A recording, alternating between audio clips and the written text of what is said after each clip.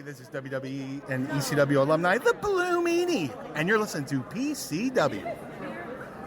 The question is, are you ready? Let me talk to you. I will give you a show like you have never, ever seen before. Why? Because I can. What do you guys want to talk about?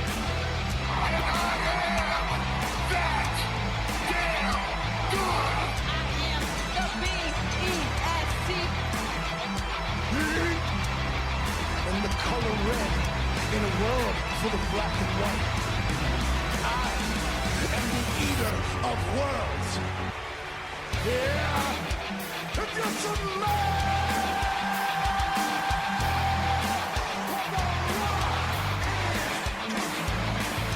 Acknowledge me. The champ is K.O.R. But to be the man, you gotta beat the man, and I'm saying, woo, right here. Hey, yo. The best there is, the best there was, and the best there ever will be.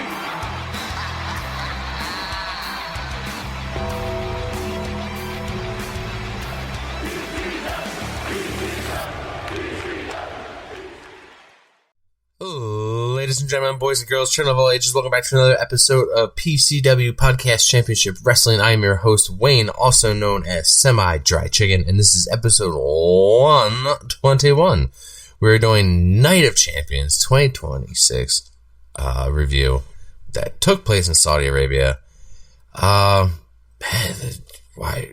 get right into it. All right, let me bring out the co-host. Here we go.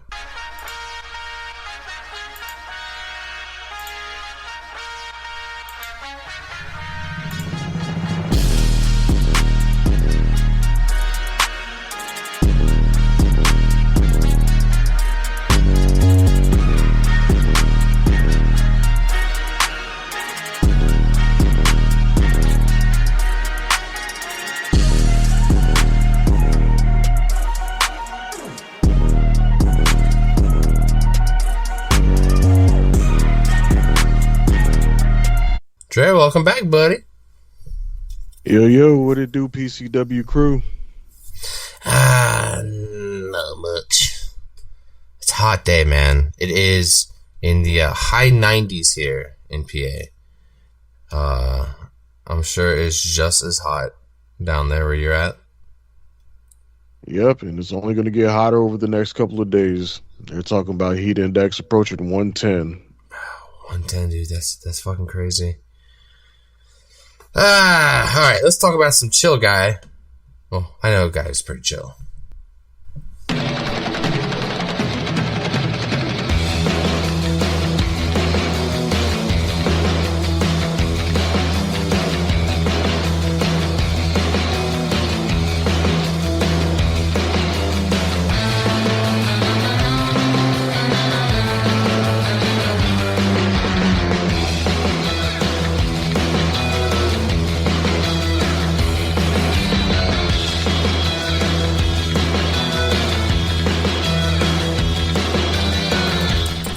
Doyle, welcome back. Whoa, it's me, Doyle. Nice, real nice. Very nice. All right, I'm just gonna bring Tyler in. Here we go. I have voices in my head, they counsel me, they understand, they talk to me.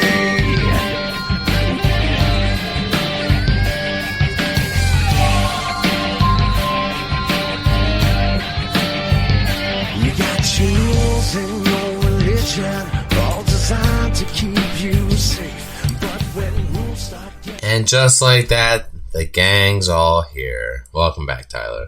Thank you for having me, PCW, the realest podcast in your speakers. How's it going, everybody? It's fucking hot. Yeah. It's fucking hot. And you know what? It's probably just as hot as it was in Saudi. You know? Sweating their asses off, too. Yeah, but see, at least they can wear, like, the long white things and more than likely nothing underneath. and you get free AC. You know, Those aren't kilts, man. yeah. I You know, don't know, man. I still don't think those look very comfortable. You know what? I felt bad for the women. You know, when they were wrestling wearing those one-piece suits. Holy crap! I was like, damn, it must be burning up in those suits. my goodness. Yeah, I have no idea what the temperature was. I knew they said it was really hot. Even where Monday Night Raw was this week, even Montez Ford mentioned he was sweating his ass off in that suit. He was wearing a suit made of some kind of animal I ain't ever seen before, so that could have been the culprit. Mm-hmm. Yeah. I mean, overall, did you guys watch this on time, like at live? Like, what was it like? One was it 1 or 2? 2? I think it was 1 o'clock in the afternoon. 1 o'clock in the afternoon. Okay. Did you guys watch it live? Because I didn't get to. I had to catch it later. Yeah, I started like an hour late. An hour late. I think I caught up. I think I caught up to it though by the close to the main event. Yeah. Yeah, the biggest problem was staying off the damn internet. Still later in the night, and I gave it away. I couldn't help it. I fucking saw it. I was like, and then when I saw, comments from Doyle in the chat, I was just like, oh shit, like this is real. This is really happening. This isn't fake. This isn't AI. It's the real deal. Holy crap. I kept expecting the Dusty finish. I kept expecting them to come out and go, wait a minute, something, so restart the match. Right. What were you gonna say, Tyler? I was going to say, fun fact for anybody that is interested. The daytime high temperature in Riyadh, Saudi Arabia, reached 49 degrees Celsius. Does anybody know the conversion? Hell no. To go to, no? Okay. Well, that converts to 120 degrees Fahrenheit. Bang! On Saturday, June 27th, the day of Night of Champions. Now, thankfully, the wrestlers didn't have to die because it was held indoors. So, and it wasn't Day of Champions, it was Night of Champions. Night of Champions, yes. On the day of the Night of Champions is what I meant to say. Yeah, but like I said, 1 o'clock in the afternoon for us was probably like 8, 9 o'clock their time. Yeah. So, at least they were able to have it indoors. The wrestlers were comfortable, and they were able to perform as we all bore witness to. Yeah. I mean, it definitely was a shocker of an outcome for this PLE. It's weird. It was a shocker, but yet it still wasn't a good PLE. Oh, I disagree. I think this is the best show they've had in a while. Oh my god. God. Let's get into it. Go ahead, Dre. Let's get into it. Well, I said that, not Dre. So I know. Oh, I know, but I want Dre to get into it because now we got to talk about it because I want to know. Because he hosts the recaps, I forgot. I want to know. We our own format. We've only been doing this for like 3 years. I'm still getting used to it. Yeah, it's okay. We can start with just overall thoughts on the show itself as a whole before we get into the individual matches because, from my perspective, I don't know that there's a whole lot to talk about in these individual matches themselves. But overall, the show, I'd say the show wasn't bad overall, but I wouldn't necessarily say it was great either. I think it was a good show, not a great show, but a good show. I mean, I thought it was certainly a step in the right direction. I think the 6 matches, I think, is a lot better than 4. Yeah. The breaks weren't as crazy long. They were still too long, but not quite as long. I think I clocked it at 12:56, 15, 52, 20:42, but then 12, 13. So a little better. But I mean, how much have I been begging? Please give us something out of the blue, something out of nowhere. Surprise us. Because we never get surprised anymore.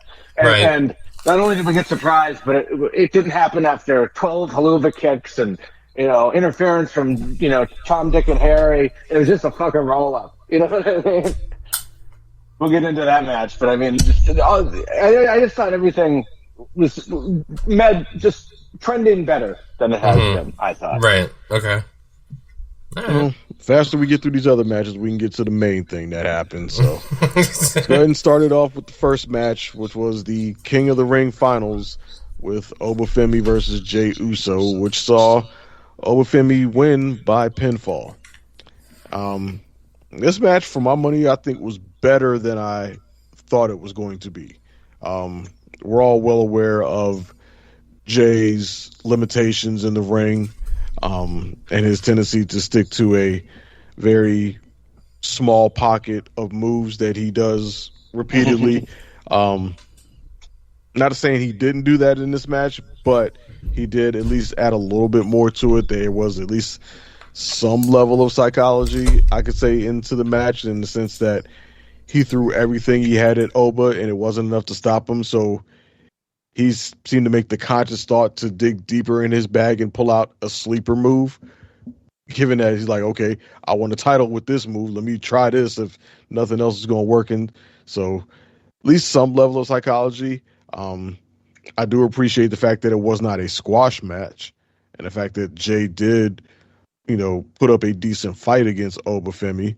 So that much of it I did respect, but the outcome was, of course, obvious in that Oba won, which I think damn near all of us predicted Oba to win. Did anybody go out on the Jey Uso limb?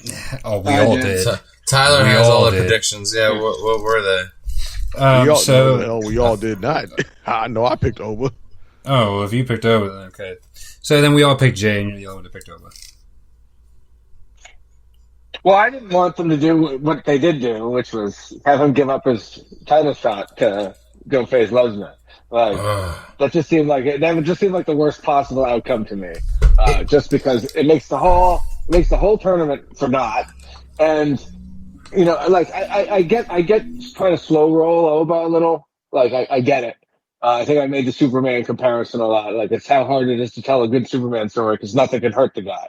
When you got this invincible, and the same thing kind of happened to Goldberg back in the day. When you have an invincible guy, it's hard to make any threat to him seem credible. And once you're at a certain point, where do you go from there? So I get slow rolling him a little bit, which is why I thought Jay would win and not Oba. I mean, the stars, everything says Oba should have won. I'm glad he did. I'm glad there was no bloodline interference. I'm glad there was no Brock Lesnar. It was just a match. Jay, like you said, Jay threw everything he had at him, and he still couldn't do it. So in that respect, I thought it was well done. Oba was the right decision to win this thing, but I just hate the fact that they had him just give up his title shot. Will he get more? Absolutely, of course he will. But the whole point of the thing is supposed to be to want to win the world championship, right? Yeah. I don't know. That kind of bothered me. Well, we don't know for certain if he actually gave it up or if he just postponed it. No, I would assume that he still is entitled to that title shot at a time of his choosing, but I am in agreement with you that I hate the way they handled this shit on Monday. Okay, Lesnar coming out, challenge him, match at SummerSlam, cool. Get it. We all kind of saw that coming, expected it. A lot of people wanted it. I wanted it, cool. But I did not want it to come at the expense of his title shot. This is giving Cody Rhodes at WrestleMania 40 vibes. When he came out with the promo, oh yeah, I'll see you. I want you, but not at WrestleMania. Right, but not at WrestleMania, and he's just giving it up for something else. It's giving me those kind of vibes, and fans hated it then. I don't know that fans are going to hate this so much now because we're getting Oba and Lesnar, but it makes the King of the Ring. It made this whole tournament pointless. Right. This just made the whole tournament fucking pointless. The guy who won the damn thing has foregone his title shot that he's supposed to have at SummerSlam. Meanwhile, the motherfucker that went out in the first round is now getting a title shot at SummerSlam. Why? Because he walked to the ring and said, "Face me." And the other guy said, "Okay." We got we wanted. What the fuck did we even have the King of the Ring tournament for? Right, we got the winners that we wanted, but the outcome is still the same. The winners that we wanted, but the aftermath is terrible. Yeah, it blows my mind, like, that this is the route that they chose as well, man. I'm glad. I was very happy that Jade didn't win it, but then again, it would have made sense per the storyline, because then Sammy would have been champion, and then I don't know. I think it would have been better, I guess, if Jade would have won. It would have made sense per story. Because now it just looks fucking silly, man. Just coming into the ring and just declaring you want a title shot. And then Oba saying, he said, the title is always going to be there. Championships are not going anywhere. I'll take it when I want it. That's how he phrased it. I did like at the end of the match, he cut this cool promo on the whoever the champion is, and then also, he's been for weeks picking on Brock, man, talking shit, running his mouth, and we all thought that Brock was going to show up here, and I was thinking to myself, they ain't flying his ass all the way the fuck out here. Like, he don't fucking want to come out here, no, unless he's getting paid a lot of money. That's the exact reason why he would have shown up, is because they want to pay the money for it. Yeah, exactly. But I feel like if he wasn't putting on an actual match, I don't think he was gonna get the paycheck that he wants to fucking have to hop on a jet and go all the way over there. I think my question after we saw all that was, so how much did that cost? I think I'd asked you that, Wayne. What's that? When we were watching the whole Brock Lesnar-Oba interaction. Yeah. And I looked at you and I said, so how much did that cost? Oh, just to have Brock Lesnar show up, kick him in the nuts, and then roll out. Roll out, yes. I mean, I did like Brock cutting the Brock himself cutting a promo on, you're good at promos, and it's like how shitty his promo. He's bad at promos, and that's why he's got Paul Heyman. I did like that. I appreciated him being self-aware. Right. This rubber match, yeah, of course. I want to see this. Of course, I want to see where this goes. And now, now Oba's not heading towards the world title. He's heading toward a Hell in a Cell match with Brock Lesnar. Nice. And I think me and Tyler brought up before, what other Hell in a Cell matches has Brock Lesnar been in? He's only been in 2. Yes, he has. One with The Undertaker. The other Undertaker. I know we won them both. They said he's undefeated in Hell in a Cell, but a resounding the other one was. resounding 2-0, and they were both against the Undertaker for each individual championship, I believe it was. One was the World Heavyweight Championship, and then one was just the regular championship. Yeah. So. That's the unexpectedness of this show. I was glad that he didn't show up. Yeah, at the pay-per-view anyway. Not just that. I'm glad that this was a clean win overall. There was no bloodline interference. Yeah. There was no shenanigans with Solo. They saved that shit for Raw. It was a clean win. There was no, I guess you say, bad marks left on this match. Jade lost fair and square. Is it me, or is it the super kicks are getting worse? He's missing 4 out of 5. Maybe that's why they're not so fucking effective, because you don't make them connect like Shawn Michaels used to make it connect. Maybe one good super kick, one accurate. Well, when you roll your foot across their face, takes the pop out of it. He's got jelly ankles, is what I'm trying to say. But you know what though, he is one of the few people who I've seen so far escape the fall from grace. He the first time around, Jay was able to escape from it, because I thought Oba was going to put him away pretty early, So, that was pretty impressive in itself, and then to get caught to get us to think that he was going to actually win with super kick, spear, Jey Uso splash, but then he got choke slammed, and then the fall from grace, and then That was it. Got the nail in the coffin. Yeah, I mean, well, it's clear that why they didn't have any type of bloodline interference or anything in the match because they had this bullshit planned for Monday. Yeah, we have a Exactly. So, different if they would have storyline interference in the match, then they would have had to follow up on that, which with Oba beefing with the bloodline, which obviously don't plan on going that. Who knows when they're going to pull that direction? I've heard that they want to save it for when the moment feels as big as possible. Whatever the fuck that's supposed to mean, which I'm guessing they think is WrestleMania, probably. So they're going to drag this bullshit out for the rest of the year, all the way through WrestleMania. So how's that going to play out next year? If let's just say they want to drag this out all the way till WrestleMania next year, how the hell does that work out? You have a Royal Rumble winner and an Elimination Chamber winner. And then you still have Oba as the King of the Ring with an unclaimed title match. And you might have a Money in the Bank briefcase out there too. And somebody lingering around with a Money in the Bank briefcase. All this shit going into possibly going into WrestleMania 43. I think they have to settle the Oba situation before then, I would think. Yeah, that seems silly to let it run out that long.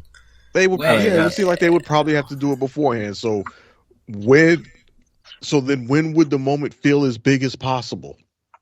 After SummerSlam? What, at the Money in the Bank pay-per-view? At Survivor Series? At what? Like when? Like, I don't get how the moment's going to feel any bigger than what it is right now and what it would be going into SummerSlam. To me, that logic just doesn't make sense to me. The moment feeling as big as possible, it's going to feel as big as possible the moment you announce the fucking match. Yeah. Whenever you announce the damn match. That's when it's going to feel as big as possible. Or even if you, like, imagine if they had gone this route. Remember, I've always been the proponent of the of Oba pulling double duty at SummerSlam. I wanted him facing Lesnar one night, Roman the other night. Now that we're doing the Hell in a Cell match was to face Roman, winner faces Roman. They could have done that. They could have gone that route. And that's the route I was initially thinking. Oba Lesnar 1-on-1 night one, and then night two he faces Roman. But given that they have the Hell in a Cell wrinkle, imagine if they'd have flipped it. Imagine if Oba faces Roman as the King of the Ring winner night one. And wins it. And then night two now becomes not only Oba versus Lesnar Hell in a Cell, but it's Oba versus Lesnar Hell in a Cell for the World Heavyweight Championship. Yes. That'd be dope. How much bigger of a fucking SummerSlam main event could you have gotten? Man, Dre, shut up with your good ideas. Dude, it's true though. Like that's kind of. I feel like it was an obvious booking. And we're just all like, what the fuck are we missing? Like, what are they thinking? You know what I mean? Like, that we just don't know. Like, the four of us blatantly just don't know where the fuck they're going this direction. Well, like, sometimes they just refuse to take the win. I know. I mean, if there's anything to take away from all this is that there's an example in one of these matches later on in our review where this exact situation comes into play. Like the whole out of the blue thing. That's all I'm going to say. Okay. Do you have anything? Right, okay. Do you have anything to say about this match, or are we going to move on? That was very cryptic. I'll say so. For those that aren't in the know and they're coming here to figure out what happened on Night of Champions, I'm not going to spoil it just yet until we get there. You know what I mean? Okay. No spoiler, yeah, Tyler. I'm in the know. I would assume anybody who's listening to this show has seen the PLE. Hey, you never know. There could be a select cut out there that that's why they're PCW maniacs. Oh, this guy. Hey.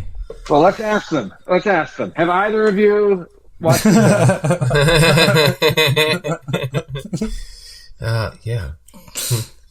All right. Anywho, all right. I guess I'm done ranting. We're done raving about this match. So let's move on to the other side. The Queen of the Ring tournament final, Io Sky facing Liv Morgan. Liv Morgan, who, by the way, is the women's world champion, in the finals of the Queen of the Ring tournament, where the winner gets to face champion of their choice at SummerSlam. Fortunately, they didn't go completely brain fucking dead and have Liv Morgan win this shit. Instead, Io Sky beat Liv Morgan just to immediately say, "Hey, let's run it back in a few weeks." They couldn't even string that out for a couple weeks. It's Like who's Io? You could have gotten 2 weeks out of who's Io going to pick, right. And But Well, it's you can't really go get 2 weeks out of who Io's gonna pick when one of her freaking options is on the damn bench with an injury. right. But like they kind of put themselves in the corner because it's like we literally just saw this match and she won clean. Like it was just a book. They booked themselves into a fucking corner. It just seems stupid because again, the obvious route to go was, you know, Io and Rhea. That's what we want to see. That's what we've been leading up to. So like, why? I think to have been safe, they shouldn't even have fucking put Liv in it to begin with. You could have had Raquel take that spot or Roxanne Perez, somebody else. Yeah, you didn't have to have Liv in there to get to this. Right? Like, Honestly, I think more people want. I don't know that I think Io versus Rhea was the obvious choice. I think You don't more think so? people would have been more. No, I think more people would have been more interested in a Judgment Day fallout than Yes, I agree. Io versus Rhea. We've gotten Io versus Rhea. We've seen that match a number of times. There's Yeah, nothing but also- really new there.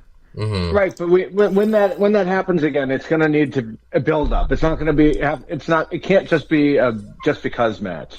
Like there's That so too. much of emotional investment there. There has to be they reunite for a little while, then one of them betrays the other one, or will one betray the other one? They have to do that for a something- little while, and then, Mhm. yeah, like they can't just have a match in 6 weeks, and that's the big Io Rhea match. Yeah, no, Like- it has to have some sort of emotional investment. to it. Yes, and that's going to take a while. I have to disagree. Yeah, I thought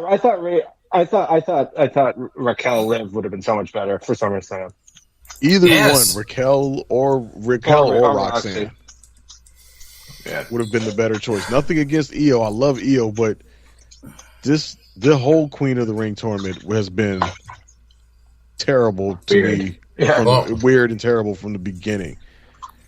Just from the moment they put Liv Morgan in it, just to have her get to the finals, lose, and for the person And then run that it back. beat her to immediately challenge her to a rematch.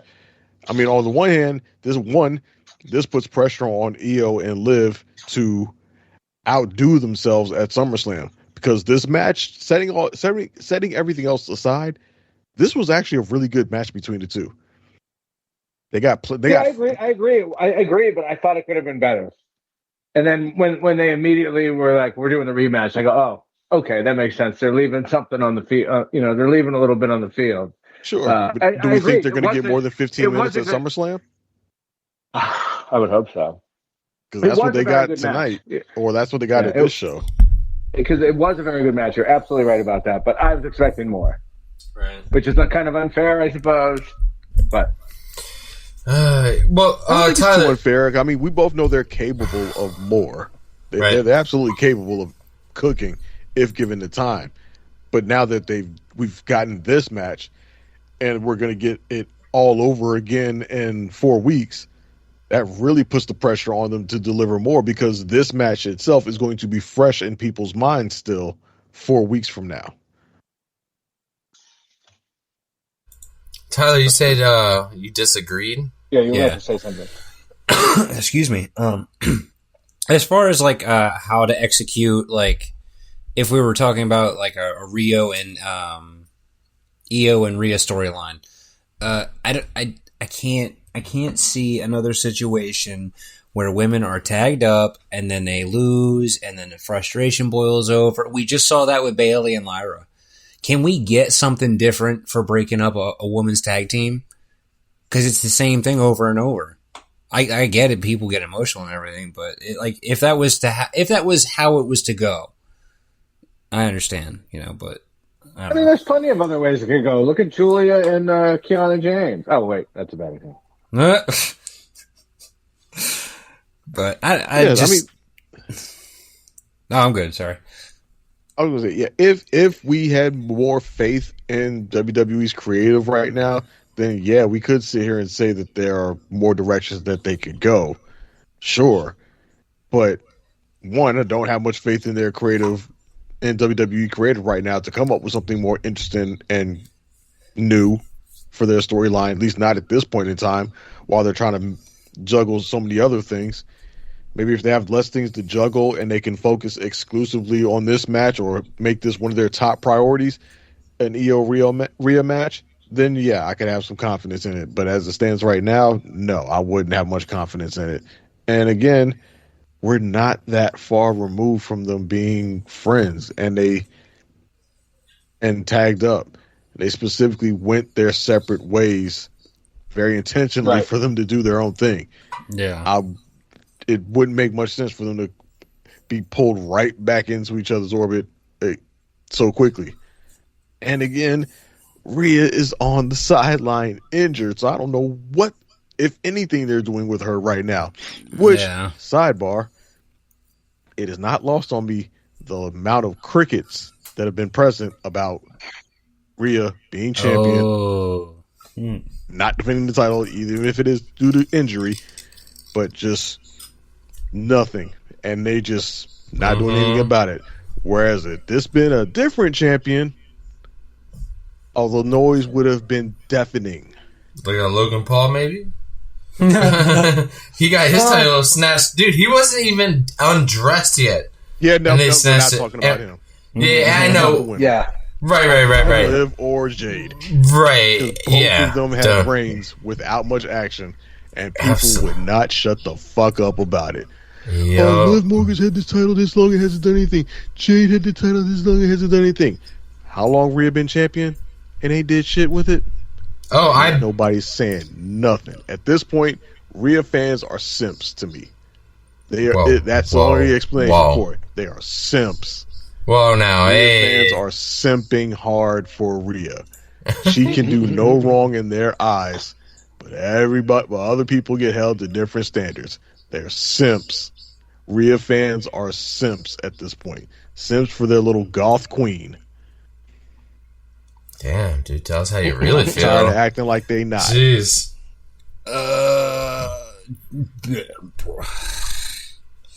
Okay. I'm just gonna shut up because he's not wrong. He's not wrong. Last episode, I did bring up the fact that she doesn't, get her title snatched from her, and we did say that maybe it's because the injury's not as bad, and they expect her to be, back in the ring sooner than later.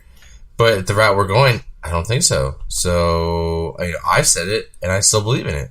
Snatch that title then. Keep storylines moving, because we had to hold back a storyline for a woman who doesn't even have a title, Stephanie Vaquer, who's still fucking out, and we were holding back any title changes or matches with Liv because of it, and now we're doing the same thing with Rhea, even though that title could be circulating somewhere on the roster. Somebody, and that's an opportunity for another wrestler to rise to the occasion. You know what I mean? Like, sometimes some great title runs have been made off of a former champion being injured and having to, relinquish that title. That's how new stars are sometimes born. And, made not by the company, but, by us fans. They put somebody in who's hot right now. So, I can't think off the top of my head what female, would be the right one to put in that position, but that is one problem. Yeah, right now I don't know that there's a single woman on the roster who is hot enough right now to warrant that. But in the absence of that, you could this would be one time where it'd probably be okay to go with a safe option in Rhea's absence and have a tournament or whatever, however you want to have it. Hell, you could have made the Queen of the Ring tournament for the WWE Women's title. in light of Rhea being out with an injury. That's true. That would have been a good idea. And then at least if you did that and Liv Morgan entered the tournament, she would have had a legitimate, sensible reason for being there because she wanted to be a double champion. You just completely eliminate the whole challenging champion for a cause. Or just no challenging clause and just make it's for this title. So then Liv is in it for a valid reason. I want to monopolize both of them. I want to be the greatest champion of all time or whatever. That at least makes it legitimate and credible. And then she's in the finals against Io. Okay, it's for the WWE Women's title. Io wins it. Io's champ. And then if Io wins it and Io's champ, guess what you have waiting in the wings when she comes back?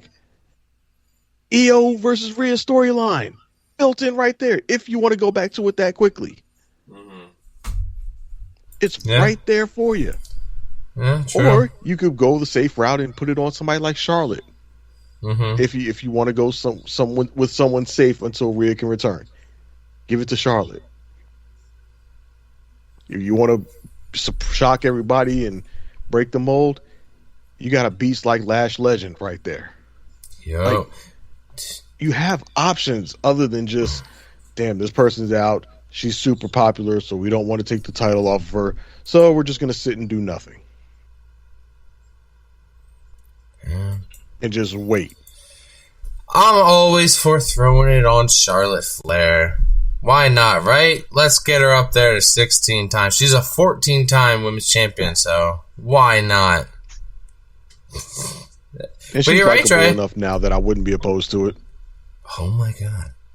I just put my hand. Do we actually have a high-level women's feud actually involving Charlotte that doesn't involve a title? Which I think is a net positive. Right, yeah. Yeah, the fans are starting to really like Charlotte. Yeah, that's all I got. Charlotte in the last maybe 6 months to a year. She's really had a bit of a makeover in fan perception towards her. Thank you, Alexa. Yeah, I mean, it really started with that Players Tribune article. Yeah. And since then, she's been cooking. She's like I like Charlotte now. I know. When you said that, I put my hand on my chest. I was like, oh my god. hell froze over. I was like, holy shit. Elizabeth, it's a big one. Yep. So, I mean, if they can do that and you know, turn you on chart, then, you know, anything's possible, I guess. Does that mean I get to grow wings tomorrow? Yeah, right? Only if you drink Red Bull. Ah. Non-sponsor. That's all I gotta say about that match. I got nothing else. Yeah, we can move on to the next match, which was Seth Rollins facing Bron Breakker in a steel cage match, which was a match that saw Seth Rollins come out on top after an avalanche stomp to Bron Breakker. This match, it was a good match. Again, it was a very good match. It did deliver. They threw everything at each other. This was probably arguably the match of the night on this show. But the wrong person won, in my opinion. I don't know what what winning this match did for Seth Rollins. I don't know anything that he gained from it, other than, he can finally put the vision behind him. He could have put the fucking vision behind him if he lost. I mean, did they think that it wouldn't look good for Seth Rollins to come out there and challenge Roman if he had just lost to Bron Breakker? Maybe. I think that's it. Probably. But now you've got one of your brightest stars that's come out of a match or come out of a feud having lost twice, even if it is to somebody the caliber of a Seth Rollins. If this guy is supposed to represent your future and somebody that you're building up, you're doing a pretty damn bad job at it. Because where does Bron Breakker go from here? He seems too big for the mid card. but not strong enough for the main event, but good enough to be in the main event. That puts him in a very weird space. So I don't know what they do with Bron Breakker other than, well, no, you can't. I'm about to say regulate them back to defending the tag titles, but no, they ain't even got those. Those are in the Street Profits now. Mm-hmm. Is that what they're going to be doing? Is the Vision even still a thing even more? Yeah, I was gonna say I don't know how much longer the Vision's gonna be with us. Well, I mean, based on how Paul Heyman treated Austin Theory on Monday, it seemed like even Paul Heyman is kind of down on them. He's like, I didn't even know you were here. I got a match coming up, and Paul Heyman just looked at him and said, "Oh, you didn't know I'm here? Well, now you do," and walked the fuck off. Yep. Yeah, as close to a middle finger to Austin Theory as you can get. Which, Jesus. Yeah, and the ultimate result of that, I could see. I mean, I don't know if this will happen, obviously, but I could see an Austin Theory babyface turn, and maybe he and Breaker have a feud. I could see something like that. But still, that's like not much meat for Bron Breakker, really. Yeah, no, that ain't going to do nothing for Bron Breakker to him to squash out Austin Theory. Yeah, I don't even know if I'm like, that sounds dumb. Mm-hmm. I don't know if Austin Theory is poised for a face turn right now, given his interaction with Maxine Dupree.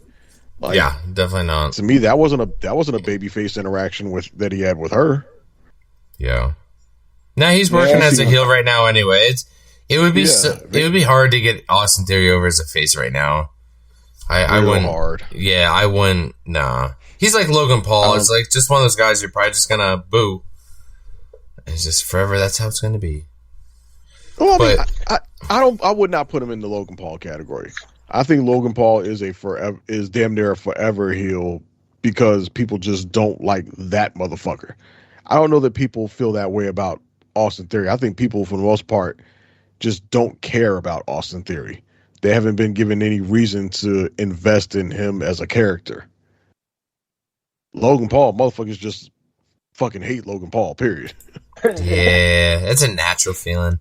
Yeah, man, there were some good spots in this match, though. Like, we got the superplex off the top of the cage, through a table. That was a pretty good spot. We saw Bron spear himself through a table. And then he got busted open pretty good. So there was a lot of color, a lot of blood everywhere from his face. We saw Rollins pedigreed him and then curb stomped him and didn't put him away. So he kicked out of that. I was like, oh, okay. So I thought the curb stomp was the end all be all. Like, I understand the kick out for the pedigree, but normally when he curb stomps people, that's it. You're done. But no, it was a kick out. And you're right, he had to do like a super curb stomp. That's what I had here. The super curb stomp. But I guess I would have liked this match to go a little bit longer. Just a little bit. I agree, Dre. It was match of the night.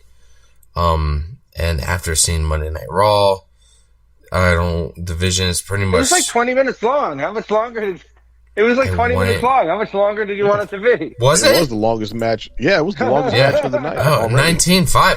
Maybe, I don't know, maybe it was did that include the sitting in the chairs staring at each other? I guess. I don't know. I guess I expected more kendo sticks and the steel chair used, but, whatever. We got what we got, right?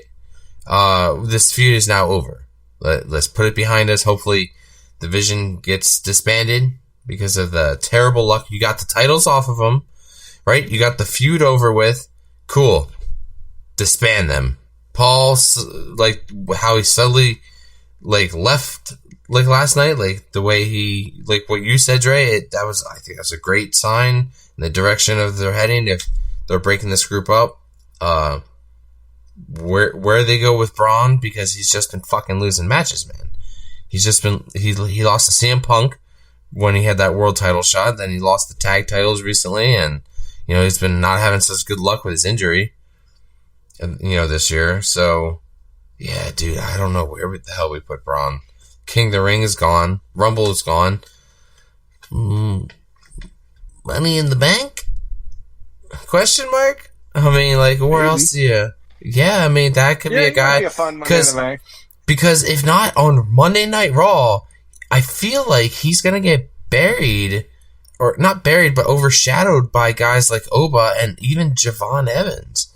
You know, like, we have these newer guys who are just climbing that ladder, and I thought Bron Breakker was that guy to get to the top as fast as possible. I mean, you know, I honestly thought Bron may have been on the track for a world title faster than Oba, but geez, I guess it's just... I know. I get what you're saying there, but I think right. I think Breakker and Oba and Javon are all three different enough from each other that I don't think any of them are going to get in each other's way. Like, I think Solo and Jacob are way too similar. Oh yeah, You know that what I too. mean? Or at least they were at first. No, yeah, right. You know, and they kind of made themselves redundant. Or, you know, and I think Solo certainly suffered for it. But I think there's room for all three of those guys to ascend at the same time. I mean, Yeah. you know, how many times we saw Rock and Austin and Big Nose Triple H kind of all ascending at the same time. You know, they were all in their own lane. You know, so Yeah. I think you can do all those things at the same time. No, yeah, But you're yeah, absolutely his right. future seems pretty uncertain. That's certainly a good observation, I would say. Yeah, and it's just like, don't fucking drop the ball with this guy. Like, seriously. Like, this is one of the guys, like, out of those three guys that you mentioned, like, and you know, add Jacob in there. Like, these are guys you want to put world titles on down the road. This is guys you want to replace your main event stars. I mean, like it or not, guys like Punk, guys like, you know, Seth Rollins and Roman Reigns could be on their way out. You know, these are the new stars. These are the future of the company, you know, of the business, as Stone Cold would say. Tyler, you want to chime in here? I thought it was ooh, excuse me. Really good match.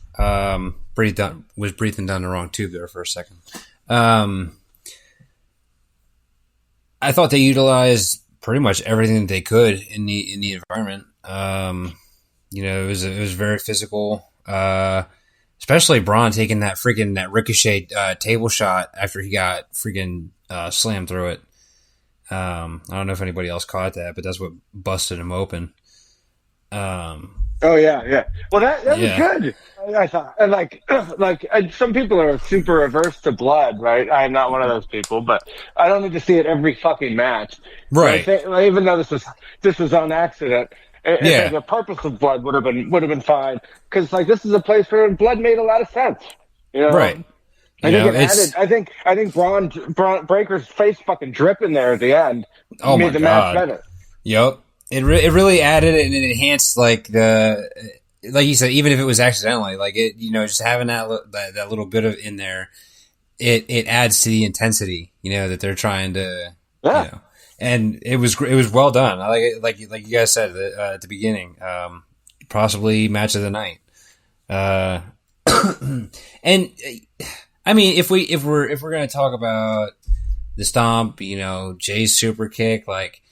What defines a finisher anymore?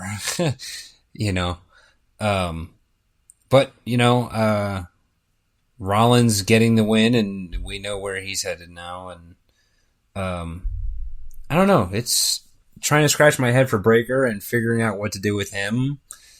What's Penta doing? You know, another IC run or something? I don't know, but. He's still the IC champion. No, I haven't. What has it been? He just hasn't been on TV the past like 2-3. You know what? It's because he just had a match with Rey Mysterio. Oh, yeah, he's on TV every week. This week. No, Rey Mysterio had the match with Ethan Page. That was this week, but we're talking about last week. Okay, him and Ray had a match. For the IC title. So he's getting a well deserved week off then. I know he was on TV because he didn't have the face paint on, but he was there with his mask and he dabbed up, I think, Rey Mysterio or somebody. Oh, yep, Dragon Lee. Yeah. So I'm sorry. I'm sure it's a pain in the ass to put all that shit on, but if he's going to be on TV, he's got to have all of it on. Yeah, right. Him with the mask and without the makeup, he looks so weird. It was. It was like it ruins it. Yep. It was like a It's looking creepy. so cool. Yeah, it's creepy. You know what? We didn't talk about Danhausen. I know we talked about Liv Morgan and the Judgment Day, with Danhausen cursing the Judgment Day, cursing Liv Morgan, and could this be the end of the Judgment Day? Could Danhausen be the one to disband them, curse them all? But I thought that's funny. Like, apparently he had like $100,000 he took from them. Yeah, so it was something like that. And they wanted him to make it more. They're gonna wear him out, man. They got to cool on the Danhausen shit. I mean, I love the guy. I'm glad he's over. I'm glad he's doing well. But they're gonna wear it out, and they're already on their way to doing. He was in 5 segments on Raw? Are you fucking kidding me? Roman Reigns wasn't only in 2, or it's just too much. It's just use them. They really need to cut down on how much they're using Danhausen. I hate to say it. Some stuff is working. I agree with you. Some stuff is working. Some stuff is not. Like the whole thing with him in the Judgment Day, he cursed Liv Morgan beforehand, took the monies and all that stuff. To me, that's a storyline that's working that they could run with. The whole Kit Wilson Miz stuff is stupid as shit. To me, that part isn't working. The whole him having a lab conducting experiments or whatever backstage at every Raw and SmackDown, to me, that shit's not working. Like, I agree with you. They need to dial some of this back to an extent. Stick with the stuff that is working, that is good, and just drop the stuff that's not. Yeah. They're gonna run it into the ground. Yeah. Okay, moving on. Yeah. So the next match was Trick Williams defending the United States Championship against Ricky Saints, which Trick Williams obviously won. I don't know that there's really a whole lot to say about this match. This could have been a SmackDown match, honestly. There wasn't anything special about it. The best thing I can say about it is, like this match and the following match of Tiffany and Jade, at least we finally got the United States Championships defended on a PLE. Yeah, well, I mean, it was good to get both Trick and Ricky on PLE also. Just that too. In general. I never once thought Ricky was going to win. But he looked all right. The crowd didn't seem to care much about either of these matches. I don't know if we want to talk about them kind of both at the same time. We might as well. I mean, Tiffany Stratton also defended the U.S. title. You said about time we got the U.S. title on pay-per-view. That was the first time the women's U.S. title has been on pay-per-view, period. Correct. Yeah, this was the first time for that title. Both matches were pretty run-of-the-mill. Could have been on SmackDown, both of them. The champions, both of them defended successfully. Jade Cargill's match had shenanigans and a little galore. Yeah, shenanigans galore with the baddies coming out and Chelsea Green showing up, and then this match, was it the spot where Chelsea Green had the kendo stick and then went to enter the ring and dropped it? I saw that though. Right? That was on Smack, dude. That was funny as shit. Like the way she goes I explained to Tyler because he didn't see it. She was running down the ring, and it looked like the way was it Michin or BFAB she hit first? It was BFAB that she hit first. Oh, BFAB. But it looked like BFAB straight up ran into it, right? And it looked like Chelsea didn't have that planned. And then she runs into the ring, and the kendo stick catches the rope on the outside, and just enough that it springs off of it, and she drops it. But she threw the other two out the ring, but it was funny because that's the thing. It's live TV. anything can happen. It's being able to follow through and make up things on the spot would make. Well, I'm pretty sure that was a planned spot. Like the way she held the candlestick as she was entering the ring. That wasn't. She didn't accidentally drop it. Like, you sure? That was very intentional. Maybe she's that fucking good. Okay. Maybe she's that fucking good that maybe you think that, because I totally fucking bought it.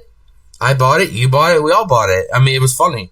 I mean, but I bought it until I saw a freeze frame of her getting in the ring, and you can see she's in the ring. Whoa, hold on, clearly holding the candlestick vertical with the whoa. intent of bouncing it off the rope and dropping it. Was that your intent, though? Was that you were watching some freeze frame of some woman getting in the ring? You were looking for that?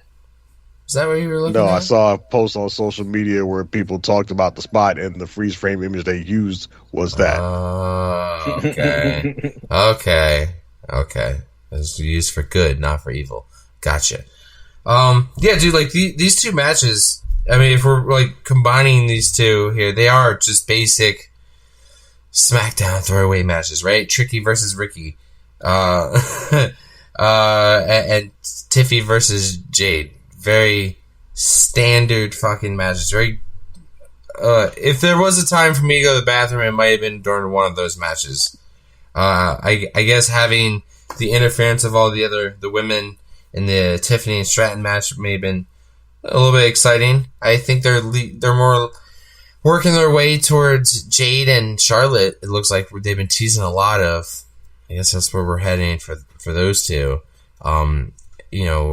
Chelsea and Tiffany, the tag team. Another women's tag team for sure. Where the United States title goes, Tiffany, I guess, just keep retains it.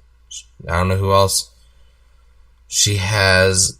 She gets to retain it and do nothing with it. Yeah, that's what I was thinking. Like, who's next? Like, maybe. That's the thing though. Maybe that's it. Like, there's going to be a tournament, maybe something, open challenge, somebody fresh, and we just don't know who. So, just praying to God it's not like Natalya or Michin again, or I don't know, just something different.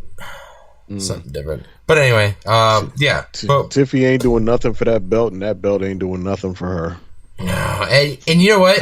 I think for the Trick Williams and Ricky match, I enjoy their fucking promos against each other more than the actual match itself. They cut good promos against each other. But I think they're going to be trying a triple threat match. I brought that up last episode. I think we're going to be inserting Carmelo Hayes into this for a SummerSlam triple threat. That's where I'm putting my money. I think that's where it's going to be a little bit more interesting. So either that or just Trick and Melo 1-on-1. Yeah. I mean, but either way, that's where we're heading.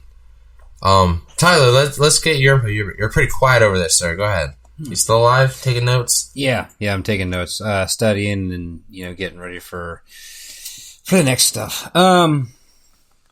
Basic matches. Agreed. I thought Trick and Saints match was probably like number 2 match of the night. I don't know if I'm giving it too much credit, but for as much as they didn't do, they did enough. You know what I mean?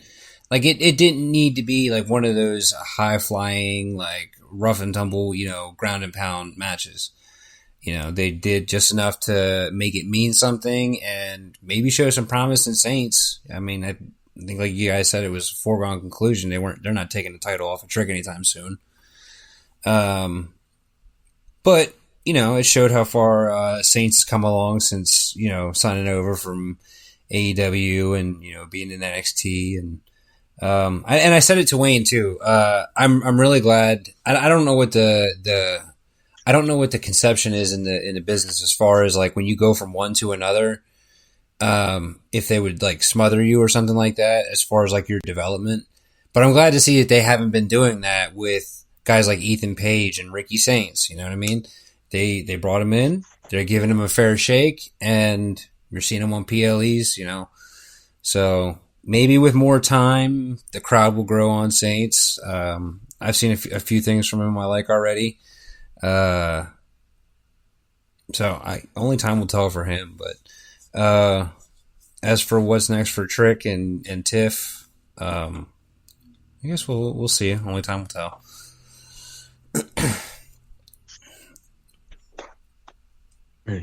Any other thoughts on these 2 U.S. title matches, which combined were shorter than the? I'll say the 2 matches combined were shorter than the Seth Bron match and the main event. Right. Yeah, exactly. That's why we lumped them together. Well, I think a good thing coming out of it is that Jade and Charlotte are apparently going to have a feud that's not about a title belt, which is very good for the women's division just in general. Whenever you have a hot feud or exciting feud that doesn't involve a championship for the women, it's always a good thing. I agree. If anybody is keeping track up to this point as far as the picks go, Trick and Saints, that was the one that everybody picked Trick together to win that match. The Tiff and Jade match, however, Wayne and I both took Tiff. Doyle and Dre both took Jade. So Fools! They're all fools, I told you, man. Remember when I was watching, I stood up in the middle of the living room, stood on the couch, and I said, fools! And I pointed to the TV. Yep. Fools! You did. But you also did that for the Breaker Rollins match, because we all chose wrong on that one. So you were pointing the finger back at yourself. I said we're all fools. Yeah. Well, yeah, when you point a finger, there's 3 fingers pointing back at you. Yeah. Good point. Good point. Yeah. So, final match on the card was the triple threat match for the WWE Championship. Sami Zayn facing Cody Rhodes, the champion, and Gunther. And obviously this was the big thing that came out of this PLE because, much to everybody's surprise, fucking Sami Zayn won in a roll-up of Cody Rhodes. Shocking the world. The entire WWE universe was shocked. I was genuinely shocked. Watching it in legitimate jaw on floor shocked that they chose Sami. Yeah, and they needed to do, not even if it wasn't this, they needed to do something, and probably multiple somethings. But like I said, what a great start! Like, just out of the fucking blue. Like, I think I said it was a non-zero number, the chance of him winning, but I thought it was maybe 1% or 2%. And man, I've been so down on the product for months. Like, and it's like, boom, I was right back. I was, fuck yeah, I will completely admit, like, when the Red Sox win the World Series or some certain movies, I'll get a little tear in my eye sometimes. It's only happened a very few times watching pro wrestling, but definitely got a little choked up when Sami won. God damn it, so happy for that guy, because he just seems like fucking salt of the earth motherfucker. Obviously, we've all been watching him forever. Even before, when he was before Sami Zayn existed and he was El Generico, he was fucking hilarious then. This is the bonus is that it's one of my guys that did it, but fucking damn it, did they need something crazy out of the blue, nobody saw coming, shocked the world kind of moment, and they finally fucking gave us one. Doyle, how many times have... Well, no, actually, you know who I should ask this? Dre, how many times did you go for your driver's license? Did you do it like 10 times? Did you make like 10 attempts? I passed it the first time. First time. Yeah, it's always the best, right? The first time. Sometimes they do have the second time because I learned my lesson from the first time I failed. And then there's the infamous, the third time's a charm, And then after that, fourth, fifth, it gets kind of hazy, sixth, even in golf, it's just terrible. It takes you that many times to get a driver's license. Just get an Uber account. Yeah. How many times do you, shoot a a basketball into a basket missed 10 times in a row, and then you think to yourself, maybe basketball's not for me. I do right away after the first. It's not for me. Yeah. Know thyself. Yeah, man. 10. They brought that up a lot, like, oh, this is 10 attempts. And I kept saying to myself, that's not a good thing, though. You keep bringing it up. That means that's 10 times that, well, yeah, that's 10 times that you, the company, didn't believe in Sami Zayn. So, you're also, like, kind of making yourself look like a dumbass. When every time you're like, it's 10 times. I told you, we tried this 10 times and it didn't work. like, I was like, okay. 10 times. It was, there were some highlights in the match. You know, I did like when Gunther picked up Cody and power bombed him on top of Sami. I always like when a wrestler uses another wrestler as a weapon. That's always a favorite of mine. Whether they use them like Cesaro would swing somebody around, or like a big wrestler would like pick up a smaller one and like throw him like a dart at somebody. You know, those are always funny. We got to see Sami put through a table. We got to see a crossroads reversed by Sami and applied to Cody. That was nice. We saw Sami go for a haluva kick, and then Gunther coming out of nowhere to put the sleeper hold on him.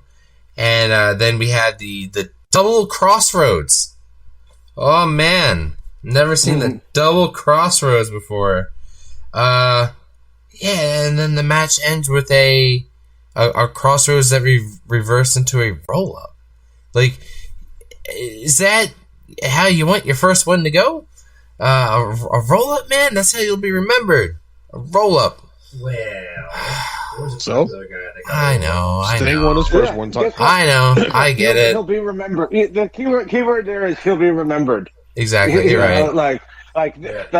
With the exception of maybe Dwayne and maybe Vince, is there anybody else whose first sentence of their obituary isn't going to be former WWE champion so-and-so has passed away? You know? All he had to do was do it. It doesn't matter how he did it. Who cares how he did it? Right. I get it. It's just like Sami, first off, had no business being in this fucking match to begin with. The only reason why he was put into this match is because of where the match took place. Cody. That's it. Because Cody wanted it. Yes, right. So, you win in a roll-up in a triple threat match. Like, that's just... I get it. A win's a win. Doesn't matter if you win by an inch or a mile. You know who else won their first world title with a roll-up? I know. Go ahead. Sting, yeah. Great American Bash 1990, Baltimore, Maryland. He beat Ric Flair with a roll-up to win his first world title. Nice. How you do it doesn't matter. Yeah, and it doesn't have to. Every match doesn't need to end like that. Just every now and then, just so it feels like anything can happen at any time. You know, we don't need to have 7 finishes. You know, we don't need to spam finishers. And in the case of Sami Zayn, like a roll-up works because it fits with a true shocking finish. I don't think the moment would have resonated as much if we'd had this heroes comeback or big build-up and Cody's dangling in the corner, barely hanging on, and Sami Zayn runs and hits him with the haluva kick. You might have got maybe some hype and some cheer for that moment, but I don't think it would have hit as hard as the shock of just a roll-up out of nowhere. Granted, I think they could have picked a better way of doing a roll-up because that roll-up looked terrible. You know, he's got him in the crossroads. Sami drops to the floor, and then you can just see Cody just, bend over, tuck his arms. Like, the execution of it looked bad. Right. I think maybe more like a small package roll-up would have worked better than the way they did it there. But either way, it served the purpose of shocking the fans and shocking the audience. And it makes sense because Sami isn't the toughest wrestler or the strongest wrestler or even maybe the most skilled wrestler, but he's maybe the most astute or one of the smarter. You know, like he's using his brains. Not right. You know. Yeah. I saw a meme of. I thought this was the match of the night. I think you guys are Right. fucking crazy. I thought this is the match. I thought this is just a tick under Roman and Phil and the match versus match. I like this is like a runner of the or an honorable mention match of the year from me. Oh, okay. Would you feel that same way had Cody or Gunther won? Probably not. Hey, at least you're being honest. And that's why I can't give it that accolades. Like but that. I mean, it's a because different of the match. If they win, it's a different match. Right, and I get that the shock finish does elevate it to an extent, but like just for me, that isn't enough to elevate it to quite that level. Because for me to be on that level, like a match of the year, you got to deliver for me from start to finish. And to me, up until the finish, the match was good, but not great. The shock finish. I'm looking at this match through ginger-colored glasses. I will freely admit that.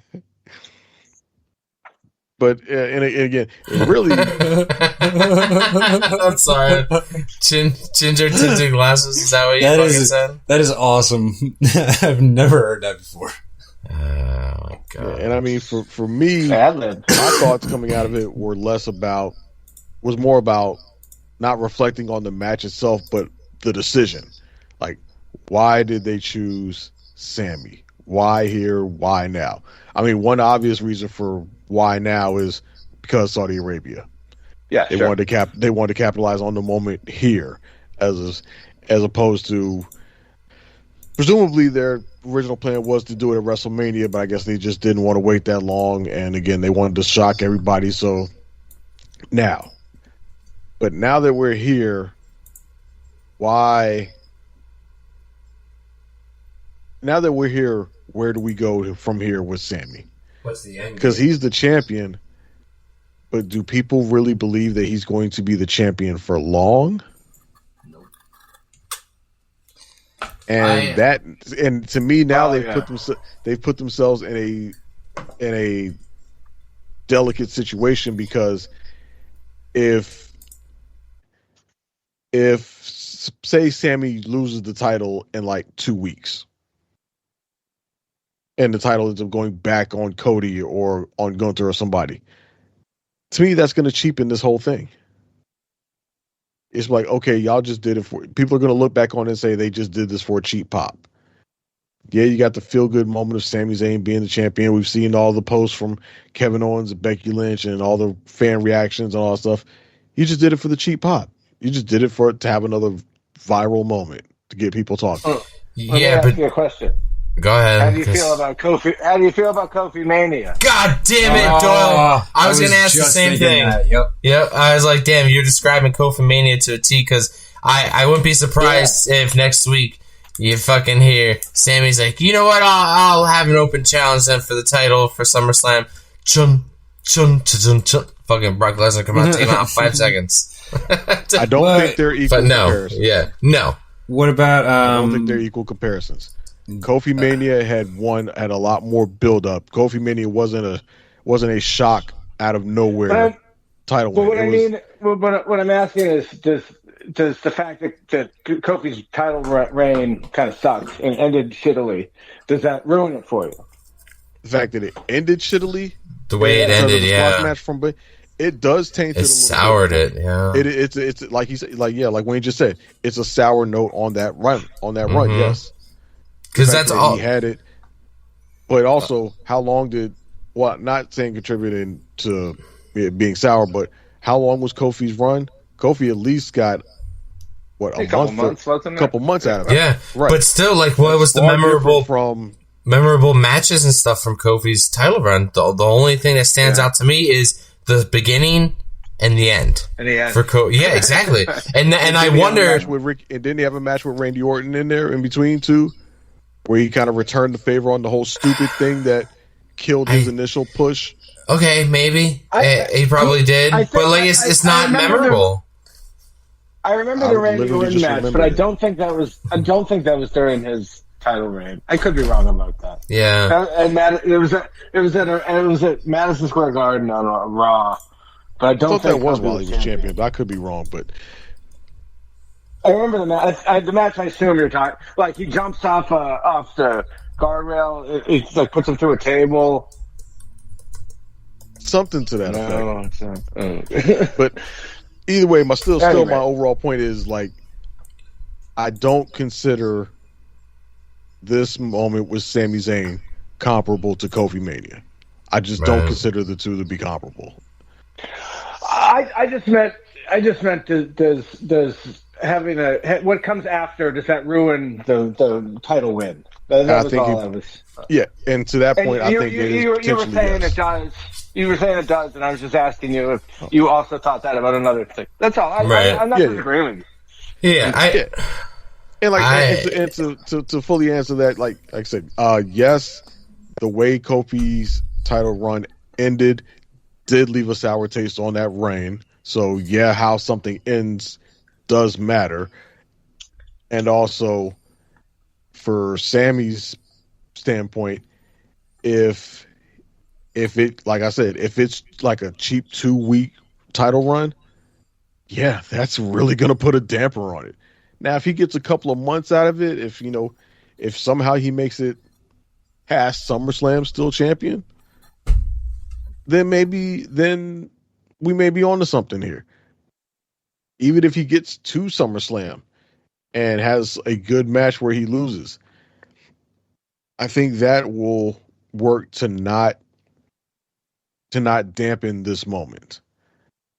But if they do something, like I said, like have him lose the title in like 2 weeks, like if he doesn't even make it to SummerSlam as champion, then yeah, that's very much going to cheapen this moment. Yeah, that somehow turned into a feel good moment for everybody, despite the fact that Sami Zayn going into this match was a fucking heel. Yeah, exactly. And yet the second he won, everybody just forgot all about that. Totally forgot he was a heel. Yeah, I mean, well, I have a feeling he's gonna remind us when he gets back. I have a feeling. I don't think so. I think he's gonna lean off. They're gonna lean in on the feel good. He'll say something about my day ones, my real fans, my day ones, and you know what's gonna happen? The whole fucking arena is gonna cheer like they were all day ones when you lying motherfuckers were not. True, because that place was crickets when he first started saying, like, oh, my day one's my true Sami Zayn fan. And it started Sami turning Zayn. into boos. Yep. My real fan, my day one. That was the whole point. He got like one cheer out of the crowd that night. There's like one guy behind Michael Cole. And watch, the next time he says that shit, the whole arena's gonna pop like they were the day ones. You fickle lying motherfuckers. Yeah, I mean, I guess we'll see, right? We have a vague idea. I know Dre doesn't like spoilers, so I won't say any specifics. But on SmackDown, there's going to be a number one contenders match for Sammy's title. I was saying 2 weeks for a reason. And then, I'm aware of it.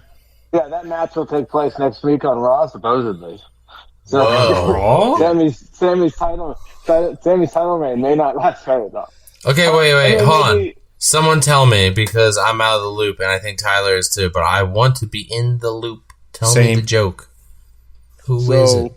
Go ahead. There's no number one contenders. Basically, obviously, SmackDown was taped after Raw this past Monday. And again, spoiler alert. Okay. Jey Uso, I believe, confronts or comes out to call his shot at Sami Zayn or something to that nature.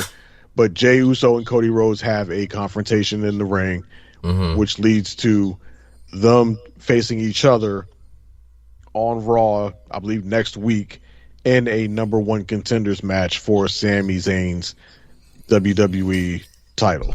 Oh no, that match happened. The Cody? Jay and Cody. Jay and Cody? So we're definitely getting Jay. No, I didn't think the match happened because I was just all report about they just had the confrontation. They're going to have the match. So who won then? The match already happened. I didn't think it happened on SmackDown. I'm pretty sure they had the match.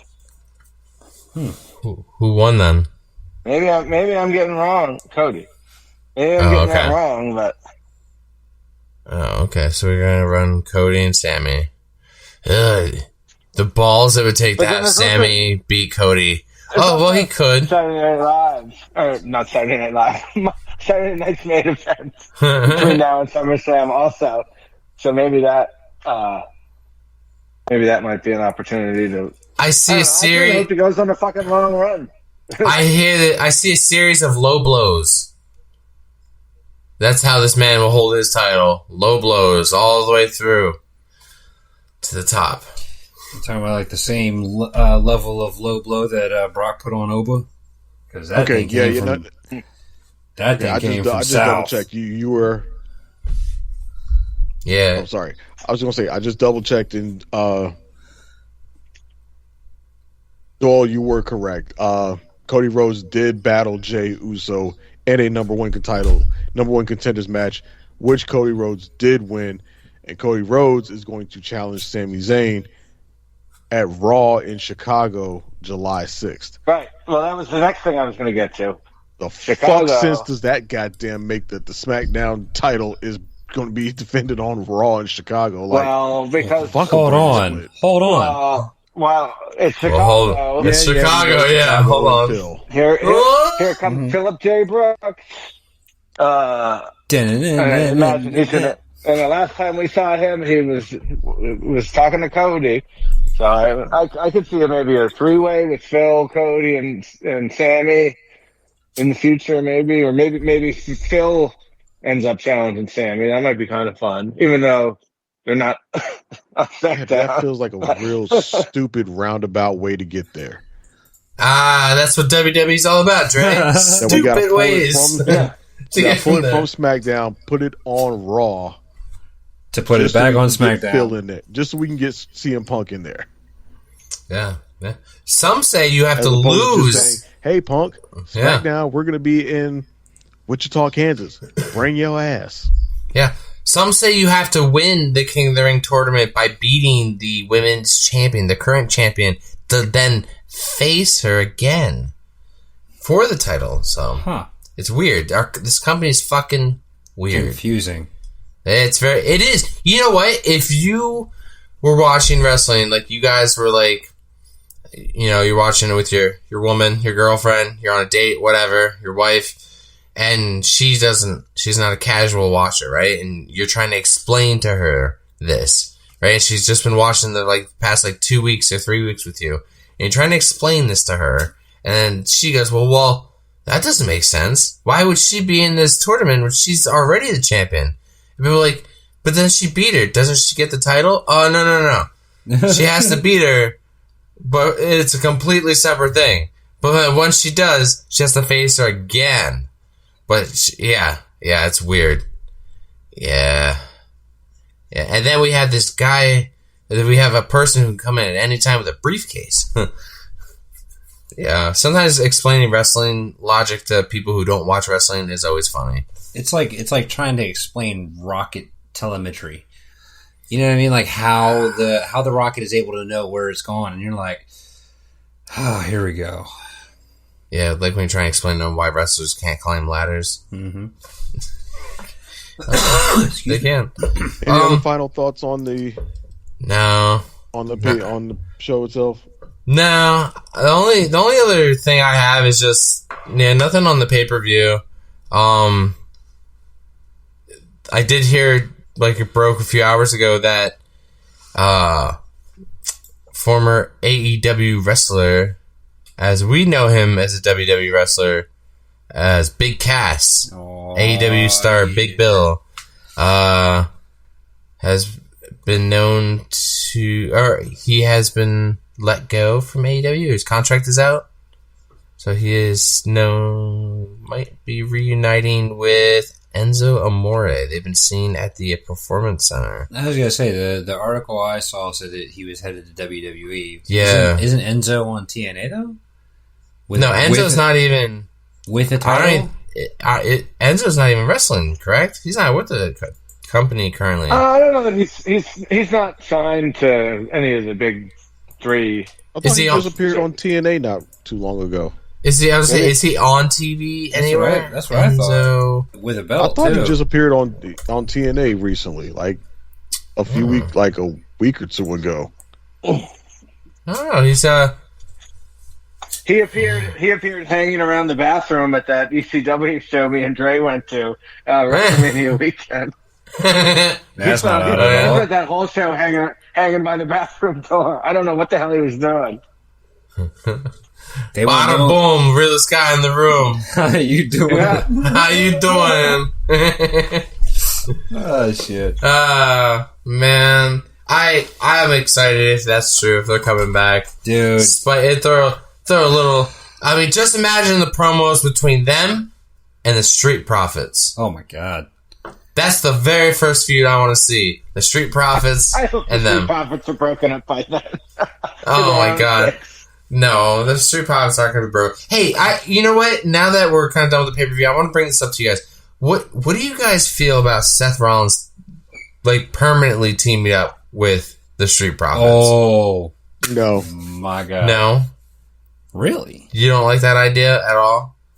You don't think the visionary can try to elevate the Street Profits even how higher? will that work out for the Vision? I know. Well, you know, I mean, as far as tag teams go, the Street Profits really don't have any higher to go. yeah, I They're, guess you're right. What, like 5-6-time champions? Like, what else is there to do as a tag team? They are a 4-time, but they've won every modern iteration of the tag team titles. Ooh, that's pretty dope. That's right. Yeah. But that's pretty cool. I mean, yeah, I don't know. Yeah, what else? But I mean, after you've done that a couple times, what else is there to do? It's not like there's an IC title to go after, maybe win that a couple times, and then do a world title, and then win that a couple times. Like I guess you're the right. tag team. There's not much else to do. I thought The problem with pairing them up with Seth Rollins is that they would become his subordinates. They would become his minions, Not which as is equals. a downgrade which would be a downgrade for them. So that's why I'm opposed to it. And they've already done that. They did that with Bobby Lashley, and that didn't really go anywhere. Oh, Right. yeah. That's right. Yeah, when we thought we were getting the return of the Hurt Business just for nothing to happen. Yeah. Yeah, they were hard teasing that for like weeks. Excuse me. But I actually, I like the idea. I don't know why, but it tickles a fancy that I didn't know I had. I could see, I maybe it's not feasible for anybody else to see, but I could see Seth Rollins being a mouthpiece. Maybe he's not in a set leadership role, but he works better as a mouthpiece, you know what I mean? And could be that for the trio. I don't know. For some reason, like, it seems like a really interesting idea. Like, maybe because I think wasn't the Hurt Business idea owned by Bobby Lashley and MVP? Yeah, and that's why they were able to. That's why they were able to take. They're running with it there now. So I would have to wonder, like, it would have to be WWE's version of it, but I don't know. I think he ran this idea by me the other day. Yeah. Yeah, I do recall that. I don't know. It, like, instead of having, like your fear is, Dre, is like them becoming minions or subordinates or something like that. Like, if they legitimately treated it as all three of them are equal, I could get on board with that. Montez Ford and Angelo Dawkins aren't even equal. Well, yeah. Everybody sees Tez as the bigger star of the two. Oh, no, yeah, without a doubt. Yeah. So then you're going to throw a Seth Rollins in the mix? I just don't see it. Maybe that could be like one of those, I don't know how far Wayne would like to expand his bracketology games. Maybe that's one we could throw up there, like dream factions that'll probably never be. You know what I mean? Like Seth and the Street Profits. I don't know. I think they could go on a pretty good tear.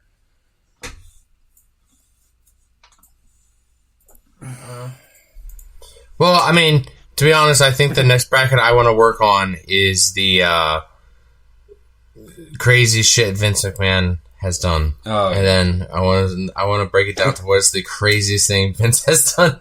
And I know there's so many things we're gonna put it. That's the thing is like there's so many things that he has done, and I want to include real things, and I want to include things that he's done on the air. So yeah, I want to include all things. God damn it! So, the reason why this episode came out, I didn't mention that. Kick off the show came out early is because I'm going on vacation tomorrow, so going down to the beach, Ocean City, Maryland. I'm taking Mr. Coffee over there. Hi. I'm taking him, some other friends, take my girlfriend. It's gonna be fun. We're gonna spend a couple of days down there. I'm gonna get a nice tan, get some sunburn, tan and a sunburn. When we return, we're gonna hit the music vibes. Gonna hit the boardwalk. Gonna hit the water parks. It's gonna be fun. And it's supposed to be super hot, like here in Pennsylvania. And it's weird. I checked the weather for like the next few days. Like the hottest it's going to be is like 90 degrees on July 4th in Maryland. So the rest of the time it's going to be in like the mid 80s. So I feel bad. What's that awful club down there? Is it Secrets? Dude, I'm going to Secrets. It sucks. I was thinking about going to Secrets. I was like, dude, I always see it, and I'm like, man, sitting out in the bay and getting your food and your drinks taken out to you. I'm like, is that a good thing? Is that a good place? Like, I don't know. I'm trying to be smart this year, Doyle. I'm trying to park like close to the bridge. I've only been there at night when it's like club night. It's fucking horrible. Nah. See, I was not trying to go to that club night. I'm trying to go there like 6 p.m. right as the sun's trying to go down, and then the fireworks display starts. But there's a couple other places. There's a cool biker bar down there. I can't remember what it's called though. Is it? Yeah, I don't know. But next episode, I'll let you know where we went. If there's you know what? There's always like cool when you go out to the boardwalk. There's always like cool wrestling shirts, and there's always like knockoff wrestling shirts, and I always think they're fucking hilarious. Because they'll be super outdated, or they'll have sayings that are inaccurate, or I don't know. It's always fun. They go to spell Rhodes, and it's RIODES. Yeah, it is just on funny. a Cody Rhodes shirt. The boardwalk always has interesting wrestling things. I never buy, but I'm always like getting a kind of a giggle every time I see just like a fucking shirt, just like a random shirt, no words on it. It just has like a picture of like Goldberg's face. I'm just like, what the fuck? Like, no words on it at all. Just a picture of Goldberg's face. I'm just like, okay. No, you know who else I've seen on shirts like that a lot? What? Big Papa Pump. Oh yeah, I've seen a lot of him on shirts like that. Big Papa Pump on t-shirts. Yep, always the glasses and the chainmail and everything. Yeah. Did you just hold on? Speaking of, did anybody see his son get drafted to the Saints? I know this is the draft happened a while ago, and we're talking about something completely different. No. Oh wait, yes, I did. I saw he got drafted to the Saints. Yeah, and I saw what he was wearing. Yeah, they showed him like in his first Saints uniform and everything like that. And of course, this beanpole of a freaking kid, which hey, you got more talent than I do, so you own it. He's got the pads on, but then he's got the chainmail and he's got the glasses and the original championship on top of all of his football gear. Jesus. And when I say this kid is a beanpole, like it looked so odd on him because you know where that visually goes. You know what I mean? So it was just a disconnect. It's like when a child is going to war and they hold a shield up. And it's like, am I helping? I was like, no, you look fucking hilarious though with it. You look adorable. I saw AJ Styles showed up to his son's first wrestling match. Oh yeah, that was pretty cool to see. Yeah, he does this. His son does this cool move. I don't know where I saw it. Was it outside the ring off the barricade? Yeah. He goes to Irish whip him into the barricade, but he slides under the barricade. Yep, that was pretty sick. I was like, nice and disgusting. Because I don't ever want to be on the floor at a wrestling event. That's probably one of the dirtiest floors to be on. In a high school gym. Yeah, in a high school gym with no shirt on. No, thank you. Hard pass. But I was impressed. That's all I got. Doyle, you want to plug anything? Oh, no, just find me in the Discord and continue to like and support the Facebook page. Okay. Dre, what you got? As always, Instagram.com/podcast championship wrestling. All right. All right, Tyler. I'll give you some airtime. Go ahead. Love you, everybody. Be safe. Have a great weekend. Yeah, that's what Happy holidays. That's what you do with it. Yeah, Merry Christmas. That's America, fuck yeah. Yeah. America. Fuck yeah. Yeah, happy 4th of July, you filthy animals. Later. You are the world's dumbest son of a bitch. The fact that day in and day out, for almost 6 years, I have proved to everybody in the world that I am the best on this microphone, in that ring, even at commentary. Nobody can touch me. You are not ready for Oscar! Because the Street Profits are up and we want the smoke. You're next. Talk about your Psalms, talk about John 3:16. Austin 3:16 says I just whipped your ass. Well, let me tell you something, brother.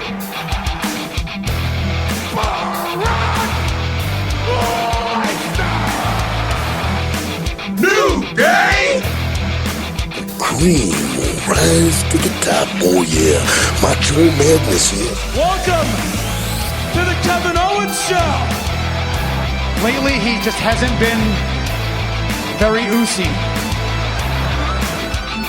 Because I'm the Miz, and I'm awesome! Those rotten bastards!